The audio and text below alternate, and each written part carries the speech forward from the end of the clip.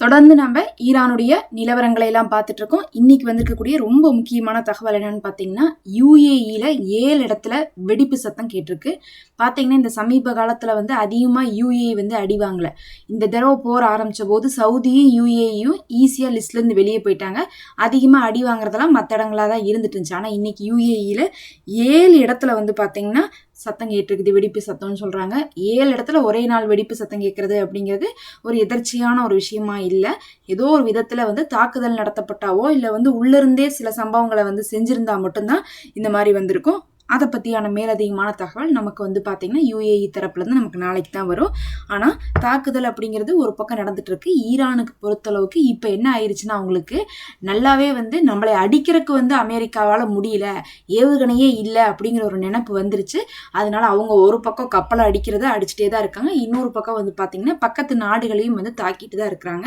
America இப்போ எந்த நிலைமைக்கு வந்திருக்காங்கன்னா, அவங்க ஹார்மோஸுடைய கட்டுப்பாட்டை ஈரான்கிட்டயே விட்டு கொடுக்கக்கூடிய நிலைமைக்கு வந்திருக்காங்க.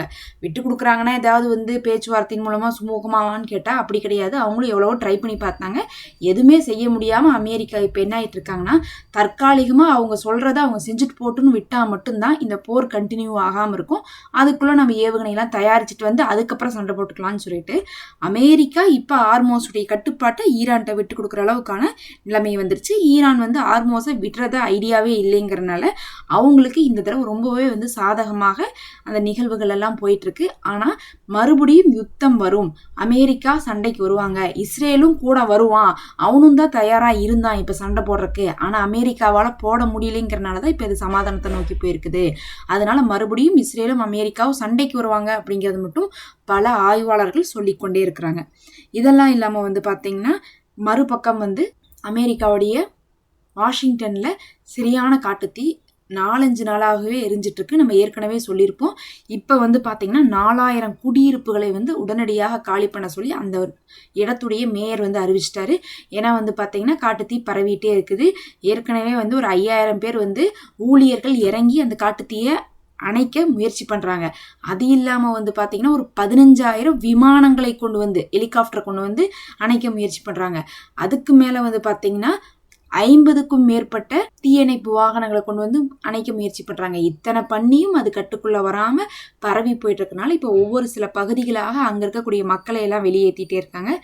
கடந்த 4 வருடமாகவே அங்க அதிகமாக வறட்சி ஏற்பட்டிருக்கு. இப்ப நம்ம செய்திகள் எல்லாம் பார்த்துட்டு தான் இருக்கிறோம். பல இடங்கள் பாத்தீங்கன்னா அதிகமான வெப்பத்துல இருக்குது. வெப்பம் அதிகமாகும் போது என்ன ஆகும்னா, மரம் செடி எல்லாமே காஞ்சிரும்னா சுத்தமா தண்ணியே இருக்காத நிலைமைக்கு வரும். அப்ப ஏதோ ஒரு கட்டத்துல ரொம்ப காத்து வீசும் போதோ இல்ல ஒரு உராய்வின் போது லைட்டா தீ பிடிச்சா போதும், அந்த தீ பாத்தீங்கன்னா மலமலன்னு பரவிடும்.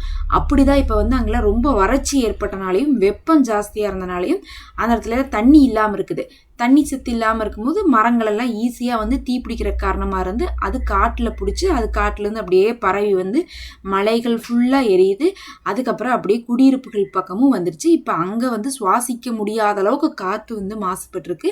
அங்கே யாருமே நீங்கள் என்ன பண்ணாதீங்க, எரிபொருள் எல்லாம் இப்போ யூஸ் பண்ணிடாதீங்க, இப்போ நமக்கு நிலைமை ரொம்ப டேஞ்சராக இருக்குது, அதனால மக்கள் அங்கே இல்லாமல் வெளியேறது தான் நல்லது அப்படிங்கிற அளவுக்கு இப்போ அனௌன்ஸ்மெண்ட்லாம் இப்போதைக்கு 4000 பேர் வெளியேறி இருக்காங்க. இன்னும் அங்கங்கே பார்த்தா நிறைய ரெஸ்ட்ரிக்ஷனு, வெளியே வரக்கூடாது, எரிபொருள் பயன்படுத்தக்கூடாது, எந்த நேரம் அனௌன்ஸ்மெண்ட் வந்தாலும் கிளம்புறக்கு ரெடியா இருக்கணும், இந்த மாதிரியான ரெஸ்ட்ரிக்ஷனோட தான் இப்ப அங்க மக்கள் இருந்துட்டு இருக்காங்க. ஒரு பக்கம் அமெரிக்கா சண்டை போட்டு உலக நாடுகளுடைய நிம்மதியெல்லாம் கெடுத்தா, இன்னொரு பக்கம் இயற்கை அமெரிக்காவுடைய நிம்மதியை கெடுத்துடுறாங்க.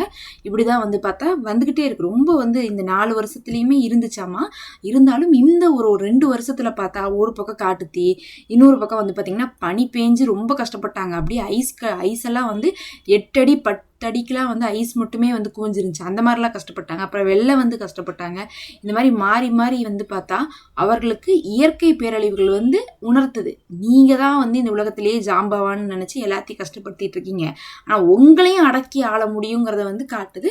இருந்தாலும் அவர்களுடைய தவறுகளை அவர்கள் திருத்தி கொள்ளவே மாட்டார்கள்.